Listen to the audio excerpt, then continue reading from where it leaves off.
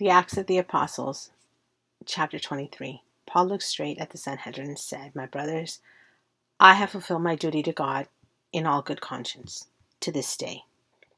At this the high priest, Ananias, ordered those standing near Paul to strike him on the mouth. Then Paul said to him, "God will strike you, you whitewashed wall. You sit there to judge me according to the law, yet you yourself violate the law by commanding that I be struck." Those who were standing near Paul said, "How dare you insult God's high priest?" Paul replied, "Brothers, I did not realize that he was the high priest, for it is written, 'Do not speak evil about the ruler of your people.'" Then Paul, knowing that some of them were Sadducees and the others Pharisees, called out in the Sanhedrin, "My brothers, I am a Pharisee, descended from Pharisees. I stand on trial because of the hope of the resurrection of the dead." When he said this, a dispute broke out between the Pharisees and the Sadducees, and the assembly was divided. The Sadducees say there is no resurrection, and there are neither angels nor spirits, but the Pharisees believe all these things. There was a great uproar, and some of the teachers of the law, who were Pharisees, stood up and argued vigorously. "We find nothing wrong with this man," they said. "What if a spirit or an angel has spoken to him?" The dispute became so violent that the commander was afraid Paul would be torn to pieces by them. He ordered the troops to go down and take him away from them by force and bring him into the barracks. The following night, the Lord stood near Paul and said, "Take courage.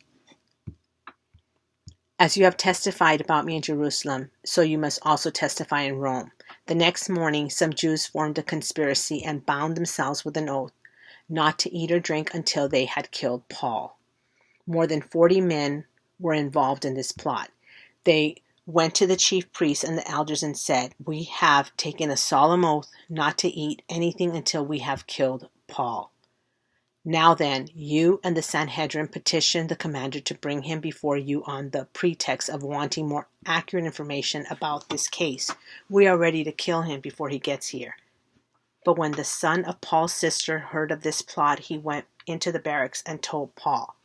Then Paul called one of his centurions and said, "Take this young man to the commander. He has something to tell him." So he took him to the commander. The centurion said, "Paul, the prisoners sent for me and asked me to bring this young man to you because he has something to tell you."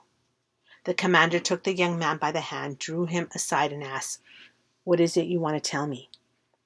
He said, "Some Jews have agreed to ask you to bring Paul before the Sanhedrin tomorrow on the pretext of wanting more accurate information about him.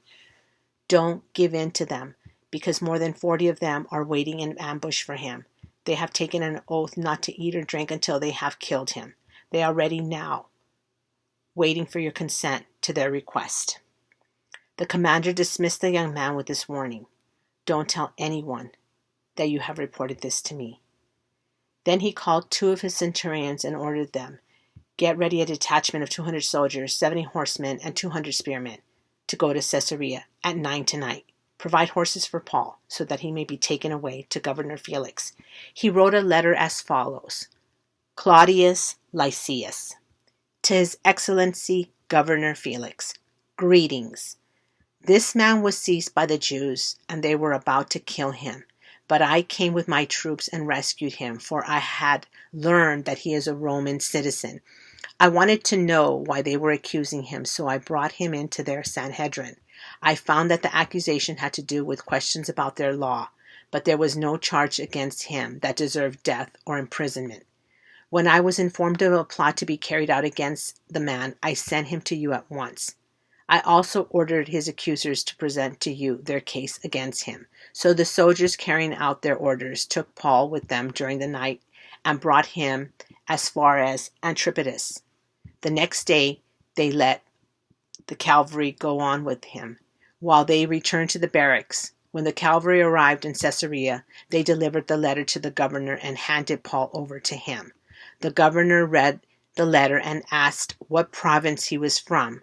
Learning that he was from Cilicia, he said, "I will hear your case when your accusers get here." Then he ordered that Paul be kept under guard in Herod's palace.